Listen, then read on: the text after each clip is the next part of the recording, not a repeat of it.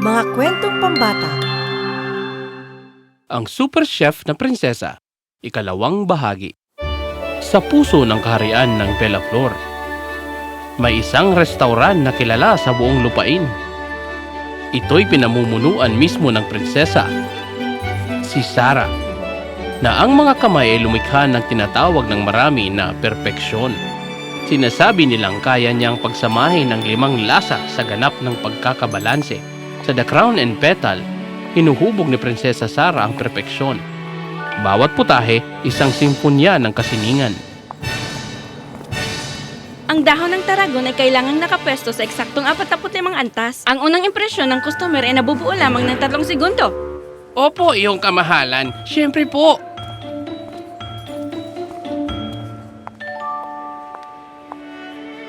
Tingnan niyo ang presentasyon.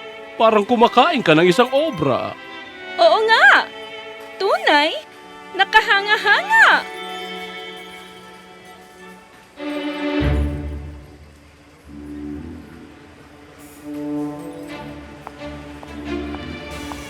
Ang pagkaabot ng nagawa ng ikapitong mesa ay naantala ng 12 segundo. Siguro hindi na ito maulit. Hindi po, prinsesa.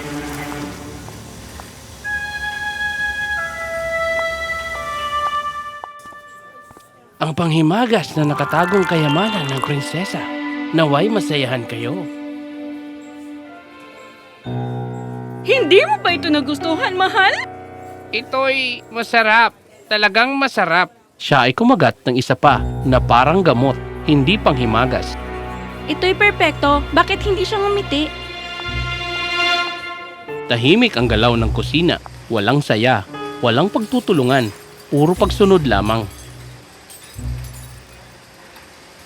Naabot ni Prinsesa Sarah ang perpeksyon sa pagluluto. Ngunit, habang tinitingnan niya ang ngiti sa lumang larawan, hindi niya maalala kung kailan niya huling naramdaman ang ganoong kasiyahan sa sarili niyang kusina. Sa mga oras ng katahimikan, natagpuan ni Prinsesa Sarah ang sarili sa lumang kalan sa dulo ng kanyang kusina, isang alaala ng mas payak na panahon. Pinananatili ng isang lalaking may masalimuot ding nakaraan. Hindi ka na naman kumain ngayon nang maayos. Tinikman ko lahat. Bawat putahe, bawat sarsa. Ang pagtikim ay hindi pagkain, prinsesa. Gaya ng paghahanap ay hindi nakikita. Balansing asim. Ang karne ng usa ay medyo nasobrahan ng 2 minuto ayon sa klasikong pamantayan. Ang pagkahiwa ng karot ay hindi pantay. At nalasahan mo ba ang pagtatalo namin ng tindero ng gulay kaninang umaga? O ang pag-aalala ko nang sumakit muli ang lumang sugat ko sa pag-ulan? Nandyan din lahat yan? Ang paniniwalang yan ay walang kwenta. Talaga ba? Kailan mo huling nakita ang isang tao na pumikit at nakalimot sa sarili dahil sa isa mong perpektong putahe? Kumakain na ng mag-isa ang mga tao ngayon. Hindi na sila nagbibigayan, hindi na sila nakakaramdam. Pati ang pagkain, tumahimik na rin. Hindi naman nagsasalita ang pagkain ko. Hindi ba? Sabi ng lola ko, ang pagkain ay may 4 na wika. Biswal, pandama, damdamin, at maging espiritual. Pero nabubuhay lang ang lahat ng yan kapag dala-dala ng pagkain ang emosyon na nagluto. Hindi yan makaagham. Ang emosyon ay walang katangiang panlasa. Sabihin mo yan sa unang taong nakatikim ng lutong bahay matapos ang ilang buwang pakikidigma.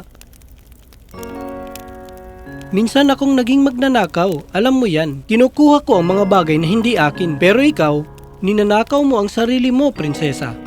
Lahat ng damdamin, lahat ng sigla, ikinulong mo sa likod ng kasakdalan at perpeksyon. Ang aking restoran ay may 3 imperial na bituin. Mayroon tayong 6 na buwang listahan ng mga nag-aantay. Pero narito ka ngayon kumakain ng aking simpleng nilaga. Salamat sa pagkain. Ito ay simple, ngunit makaluma ang dating. Alam mo ba kung anong nakita ko kamakailan? Yung anak ni Lord Pembroke umiiyak matapos ang salo-salo sa kaarawan niya sa restaurant mo. Ano? Bakit? May mali ba sa pagkain? Walang mali. Ang sabi niya, masyadong maganda para kainin at takot akong galawin. Hindi dapat kinakatakutan ng bata ang pagkain, prinsesa. Dapat iparamdam sa kanila na ligtas at mahal. Gising pa rin si Sarah habang paulit-ulit sa kanyang isip ang mga sinabi ni Cobb. Habang natutulog ang buong kaharian, iniisip niya kung tama ba ang dating tulisan.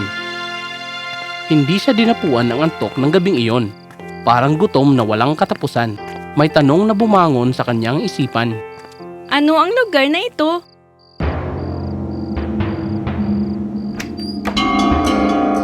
Ang mga siopaw ng guni-guni.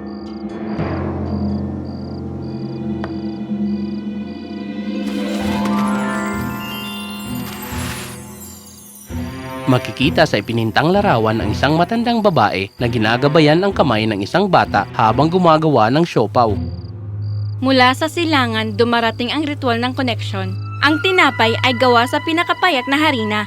Ngunit ang palaman ay may dalang mga panaginip. Bawat tiklop ay kumakatawan sa isang pag-asang pinagsaluhan ng gumawa at kakain. Bawat kurot ay nagsisilbing selyo ng isang bulong na kahilingan. Ang tunay ng ganda ay nasa layunin. Sanay na si Lola na binubulungan ng tinapay niya. Akala ko noon ay nakakatawa, haluin ng kamay na nakakaalala ng pag-ibig, tiklopin ng may tiyagang kasing tagal ng paghihintay sa tagsibol. Hindi ito isang recipe, ito'y tula. Ang lasa ng pagkain ay naghahayag ng puso ng nagluto. Kailangan kong subukan, kailangan kong maalala. Pagsapit ng madaling araw, natagpuan ng prinsesa sa lugar kung saan bihira siyang makita, mag-isa, walang tagapanood o kritiko. 33 tiklop. Ang tradisyon ng silangan dapat kakaiba ang bilang para sa swerte. Bumulong ng kahilingan sa bawat isa? Tiyak na simboliko lang yan. Parang may mali. Tama ang mga tiklop, eksakto ang oras ng pagkakaluto, bakit hindi ganun ang lasa? Napahinto siya. Hindi masabi kung ano ang kulang. Hindi ko na maalala kung paano humiling. Sa tingin mo, malalaman ni Santa na ako ang gumawa ng mga ito? Malalaman niya. Ang pagkain ay may mga bakas ng ating puso.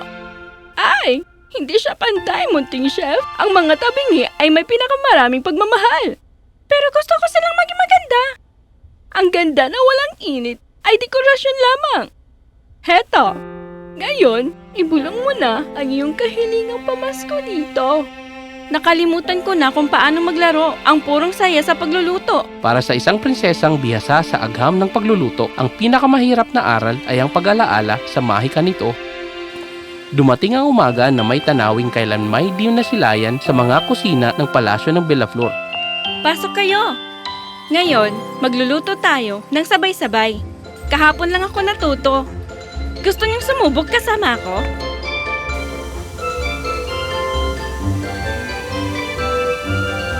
Hindi kailangan maging perpekto. Tiningnan ni Sarah ang siopaw. Tabingi, hindi pantay. Malayo sa nakasanayan niyang nakagawian. Ah, nandito ka pala. Tinitingnan ko lang kung buo pa ang kusina ko, makawasak na sa munting mga kamay. Hindi kumpleto ang pagtitiklop ng siopaw kung wala ang ating super chef. Hindi ako nagtitiklop ng siopaw, prinsesa. Mas bihasa ako sa inihaw at pinausukan. Lahat ay may kahilingan, Cobb, kahit dating tulisan. Paano ko ilalagay ang kahilingan ko? Una, isipin mo ang isang bagay na mahalaga sa puso mo. Tapos, ilapit mo, gaya nito, at ibulong na parang ang siopaw lang ang makakarinig.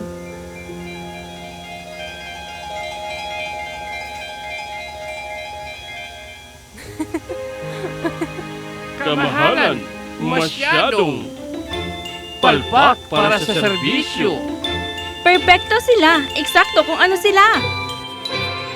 Kinahapunan, inanunsyo ang pista ng unang kahilingan, ang kauna-unahang pagdiriwang ng pagkain sa Bellaflor. Ngayong gabi, hindi lang pagkain ng ating pagsasaluhan, kundi pati mga pangarap. Bawat siopaw ay may dalang kahilingan. Kapag kumain ka, makinig gamit ang puso at hayaang ang lasa ang gumabay sa iyong dila. Ayos ka lang ba? Paumanhin. Oo, kamahalan. Parang may naalala lang ako. Dati akong tumutugtog. Baka gusto mong tumugtog sa amin ngayong gabi?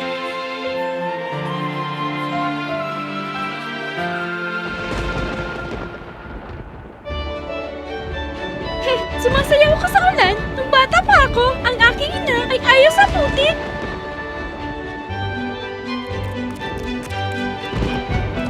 Napakabastos na paraan para maghain ng pagkain sa isang maharlikang piyesta. Gusto kong magbenta. Bakit hindi? Tungkulin, mga pananagutan, ang wastong paraan ng mga bagay-bagay. Hindi mo pa rin ito sinusubukan? May mga pangarap na mas mabuting manatiling natutulog, prinsesa. Talaga ba? Sige na, Cobb. Lumaki ako sa ampunan. Pero nang umalis ako roon, sa kalsada naman ako namuhay. Ang tanging lugar na parang tahanan ay ang pampublikong kusina sa mababang bayan. Gusto kong magtayo ng isang lugar para sa mga batang tulad ko. Walang matuluyan. Turuan silang magluto, matutong mamuhay sa sarili, matutong lumikha sa halip ng mangagaw. Ang mga kamay tulad ng sa akin ay hindi para sa pagtuturo. Hindi ako sang-ayon. Tinuruan nila ako ng isang bagay na mahalaga. Hindi pa huli ang lahat, alam mo ba? Para sa mga ito. Maambon ng dahan-dahan, nagsilungan ng mga tao sa ilalim ng tolda, nagsasalo ng siopaw, nag-uusap ng pabulong, naalala ng bawat isa kung sino sila noon bago pa sila nataan ng mga titulo at tungkulin.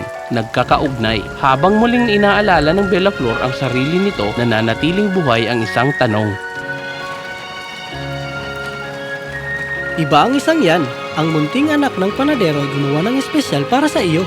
Sinabi pa niya kung anong kahilingan ang inilagay niya sa loob. Sabi niya hindi raw sa kanya ang kahilingang yon. Hiniram lang daw mula sa matagal ng panahon.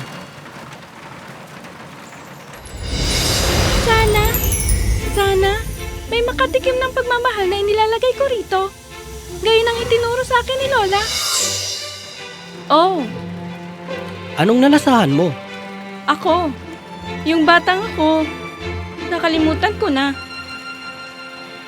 Kahanga-hanga, hindi ba? Walang imperial na bituin o sikat na kritiko ang kayang tumapat dito. Depende pa rin yan kung paano mo sukatin, prinsesa. Kailangan kong mag-anunsyo.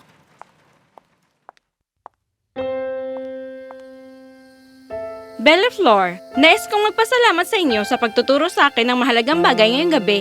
Simula ngayon, ang mga siopaw na ito ay para sa lahat. Sama-samang magluluto na may pagmamahal sa bawat sulok ng Bella Flor. Ang crown at petal, ang aking kusina ay bukas para sa lahat ng nagnanais magluto ng magkakasama.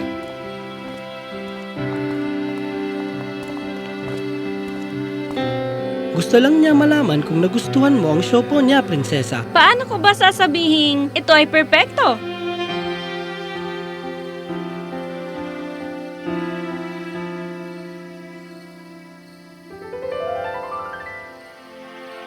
Sabi niya nilagyan daw niya ng dagdag na pagmamahal. Ramdam daw niya ang kailangan mo yon. Hindi ko alam na marunong ka palang mag-sign language. May mga batang bingi sa ampunan. Kailangan ng isang magsasalita para sa kanila.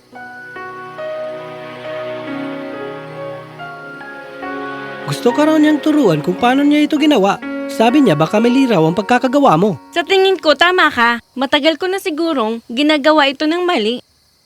Tahimik na ipinagpatuloy ng mga taga Bella Flor ang pagdiriwang ng gabing iyon. Walang ingranding pagtatapos, walang kamanghamanghang palabas. Tao lamang, sabay-sabay na nagbibigayan ng pagkain at alaala. Matagal matapos ang pista at habang mahimbing nang natutulog ang kaharian, bumalik si Prinsesa Sarah sa lugar kung saan nagsimula ang kanyang paglalakbay. Salamat.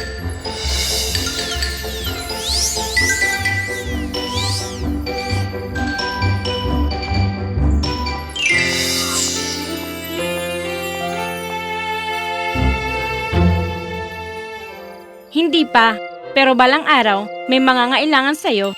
At kaya naman, sabay-sabay na nagluto at kumain ang mga taga Bella Flor. May malasakit at buong presensya at ang kanilang pagkain ay naging mahika. At ang mahikang iyon ay kayang magpagaling kahit sa pinakamahina at pinakatahimik na gutom. At sila'y namuhay ng masaya magpakailanman.